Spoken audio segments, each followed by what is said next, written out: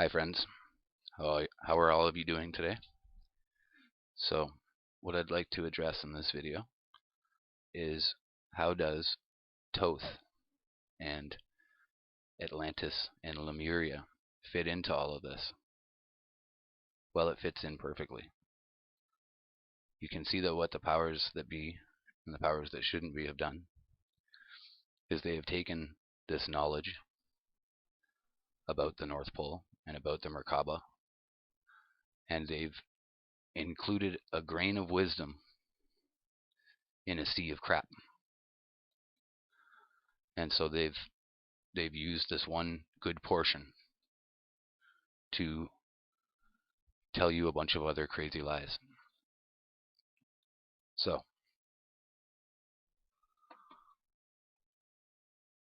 let us listen now to a little bit of Thoth's readings or Thoth's knowledge and take it into the context that this is at the North Pole.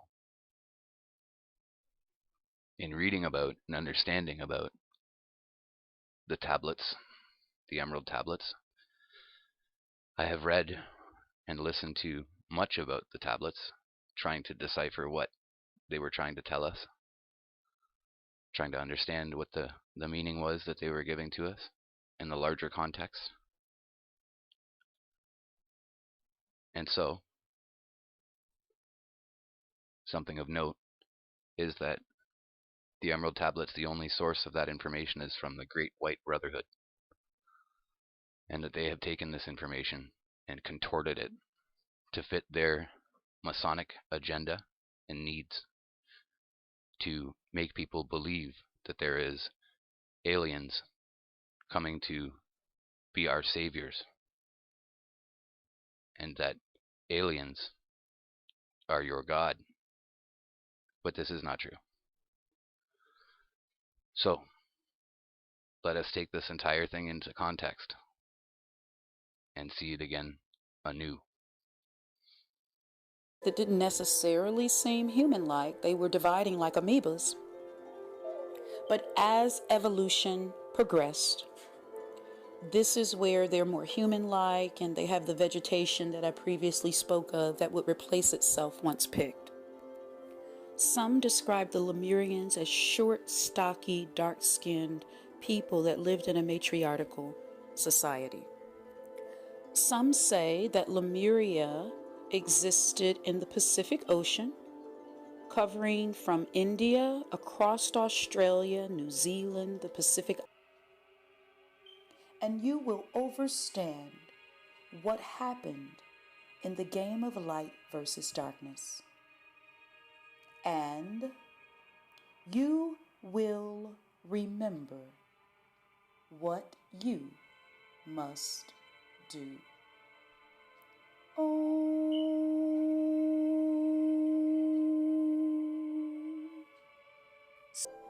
Dwahuti describes the Lemurian pyramid as one that is both vague and fluid.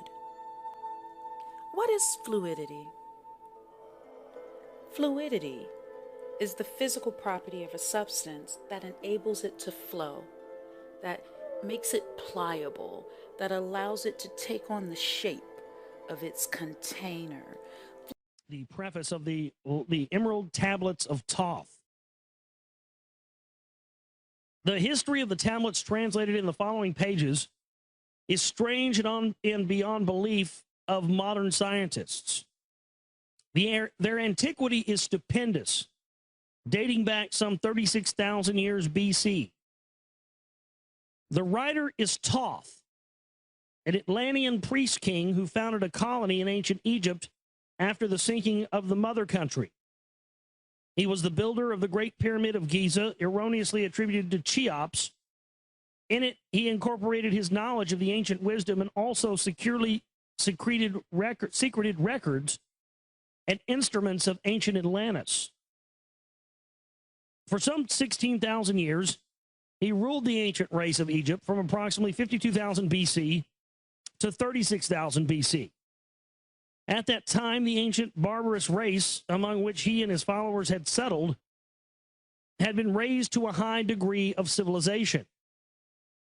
Thoth was an immortal, that is, he had conquered death, passing only when he willed, and even then not through death. His vast wisdom made him ruler over the various Atlantean colonies, including the ones in South and Central America. And now that I found out that Thoth is, also Quetzalcoatl, and finding out the stuff about Quetzalcoatl and what I believe Quetzalcoatl built Aslan, which is the rock wall, which Aslan also means Atlantis. God, it just makes sense why a Council for National Policy member would have a 3.5-ton granite stone with hieroglyphs on it in his house that came from the ancient rock wall in Rockwall, Texas. Huh. Yeah. Man, oh man. Now you see why I'm onto all this stuff now, don't you? My goodness, folks. Never thought those two things would intersect. Boy, I was wrong about that. When it came time for him to leave Egypt, he erected the Great Pyramid over the entrance to the great halls of AMENti. He placed in it his records and appointed guards for his secrets among the highest of his people. In later times, the descendants of these guards became the pyramid priests, by which Thoth was deified as the god of wisdom. The recorder by those in the age of darkness which followed in his passing. In legend, the halls of AMENti became the underworld, the halls of the gods where the soul passed after the death for judgment. During later ages, the ego of Thoth passed into the bodies of men in the manner described in the tablets. As such, he incarnated 3 times in his last being, known as Hermes, the thrice-born, Hermes Trismegistus, yeah. In this incarnation, he left the writings known to modern occultists as the Emerald Tablets, a later and far lesser exposition of the ancient mysteries. The tablets translated in this work are 10 which were left in the Great Pyramid in the custody of the pyramid priests. The 10 are divided into 13 parts for the sake of convenience. The last 2 are so great and far-reaching in their import that at present it is forbidden to release them to the world at large. Really? Now, I didn't know that. So the last 2 tablets, let me get this straight. The last 2 Emerald Tablets of Thoth are so great and far-reaching in their import that at present it is forbidden to release them to the world at large? I'd like to have you release them to me then, please. Let me decide if I can handle it or not. Let me decide if, it's too big for me to wrap my mind around. Please challenge me. Blow my mind. Let me see what you got. Go ahead and give me those last 2 tablets. Let me decide for myself if you're going to blow my mind. I think not. Go ahead and let me have it. However, in those contained herein are secrets which will prove of inestimable value to the serious student. They should be read not once but 100 times, for only thus can the true meaning be revealed. A casual reading will give glimpses of beauty, but more intensive study will open avenues of wisdom to the seeker. But now, a word to how these mighty secrets came to be revealed to modern man after being hidden so long. Some 1,300 years BC, Egypt, the ancient Chem, was in turmoil, and many delegations of priests were sent to other parts of the world. Among these were some of the pyramid priests, who carried with them the emerald tablets as a talisman by which they could exercise authority over the less advanced priestcraft of races descended from other Atlantean colonies. The tablets were understood from legend to give the bearer authority from Thoth. The particular group of priests bearing the tablets immigrated to South America, where they found a flourishing race, the Mayans, who remembered much of the ancient wisdom. Among these, the priests settled and remained. In the 10th century, the Mayas had thoroughly settled the Yucatan, and the tablets were placed beneath the altar of one of the great temples of the sun god. After the conquest of the Mayans by the Spaniards, the cities were abandoned and the treasures of the temples were forgotten. It should be understood that the Great Pyramid of Egypt has been and is still a temple of initiation into the mysteries. Jesus, Solomon, Apollonius, and others were initiated here.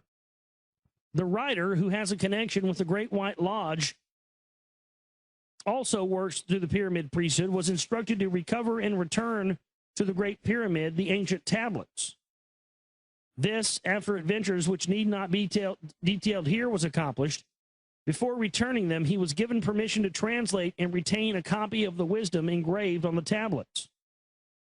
This was done in 1925, and only now has permission been given for it to be, in part, published.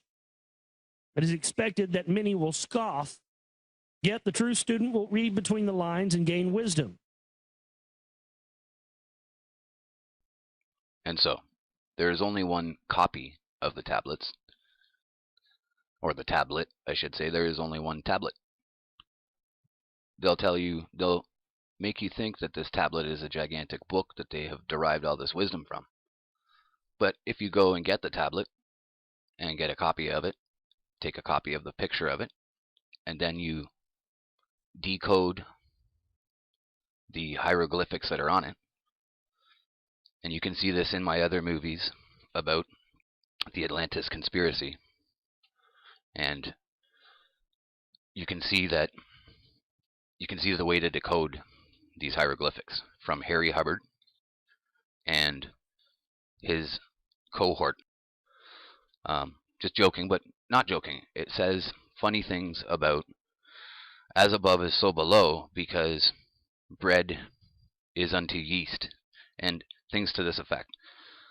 I don't have the exact copy with me now to show you, but go back and rewatch the tablets and you'll see what I mean. So what I'm going to do now is show you the tablets, some pictures of the tablets, and Newton. See, it's funny that these astronomers, these people that are held as the highest scientific minds ever, were actually occultist magicians, dabbling in turning lead to gold.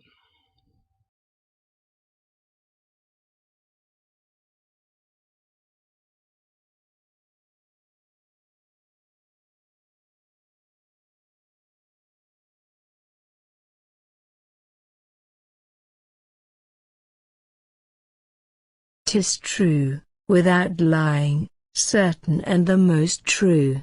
That which is below, is like that which is above, and that which is above, is like that which is below, to do the miracles of one only thing.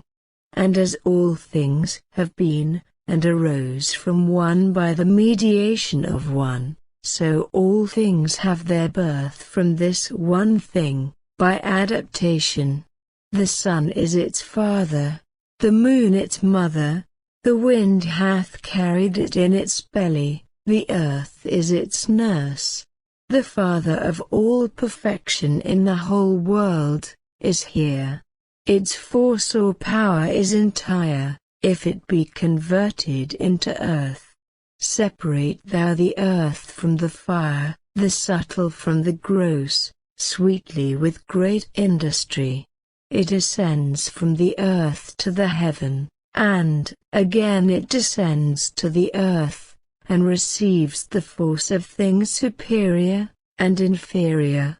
By this means you shall have the glory of the whole world, and thereby all obscurity shall fly from you. Its force is above all force, for it vanquishes every subtle thing and penetrates every solid thing. So was the world created. From this are, and do come, admirable adaptations, whereof the means, or process, is here in this.